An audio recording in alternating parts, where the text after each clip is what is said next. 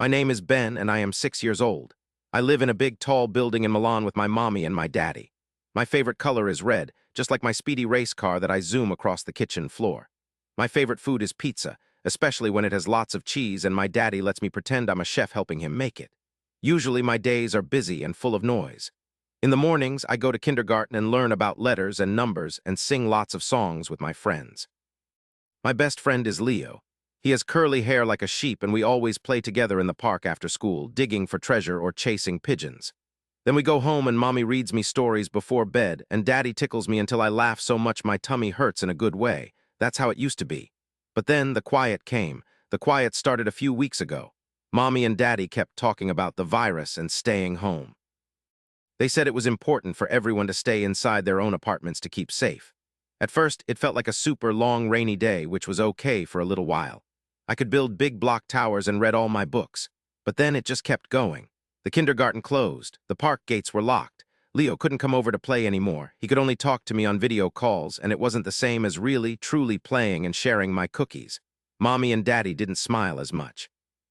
Their smiles were like tiny little cracks, not big, sunshiny ones. They would whisper a lot, and sometimes mommy would sigh a very quiet, sad sigh. Daddy would stand by the window looking out at the street that used to be full of scooters buzzing and people chatting and laughing. Now the street was empty. The other balconies in our building were empty too, or just had sad-looking plants. This big, gray quietness started to fill our apartment, and it made my heart feel small and squishy. I worried the quiet would stay forever like a big, invisible monster. I worried mommy and daddy would forget how to smile their real smiles. That was my biggest worry, my secret, quiet fear. I really wanted to make the quiet go away. I tried my best to be a good boy. I tidied my toys without being asked, mostly. I drew lots and lots of pictures for mommy and daddy. Pictures of big, yellow suns and bright, colorful flowers and happy families holding hands. I taped them all over the kitchen, hoping they would bring sunshine inside. I built the tallest towers with my blocks, making sure to make lots of noise when they fell down, a happy crash, crash, crash. I even tried telling mommy and daddy my best knock-knock jokes, the ones that usually make them laugh until tears come to their eyes. Sometimes my jokes made them chuckle a little bit, and I'd see a tiny bit of their old smiles, but it was like they forgot how to hold on to them. They would fade away so fast, leaving that quietness behind again. The days started to stretch out like long, empty roads. The news on the television, which mommy and daddy watched a lot, seemed to make mommy's eyes get wet sometimes. Daddy just kept looking at the window, frowning. I started to sing the songs I knew from kindergarten, the ones about little birds and trains and dancing bears, but usually I only sang them inside my head or very quietly to myself.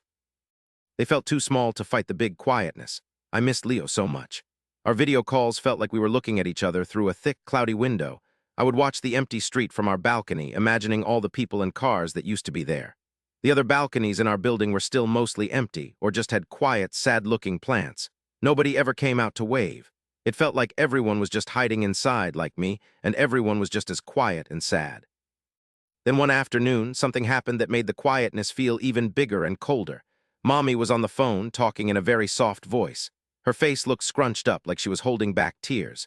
She whispered things about fever and tired. When she hung up, her eyes were very, very wet. She told me in a tiny voice that Nana, my grandmother who lives across town, wasn't feeling well. She had to stay in her own apartment and couldn't come to visit us or have us visit her, not for a long, long time. Mommy and Daddy were so quiet that night. It felt like the whole building was holding its breath. Even the air felt heavy and thick. I couldn't make them smile with my pictures or my jokes. My little songs inside my head felt too tiny, too useless to make any difference at all. I felt very small, smaller than my little toe, and very, very sad. I just wanted to hide under my bed and never come out.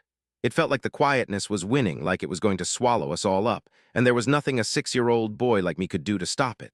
I was ready to give up on trying to make everything better.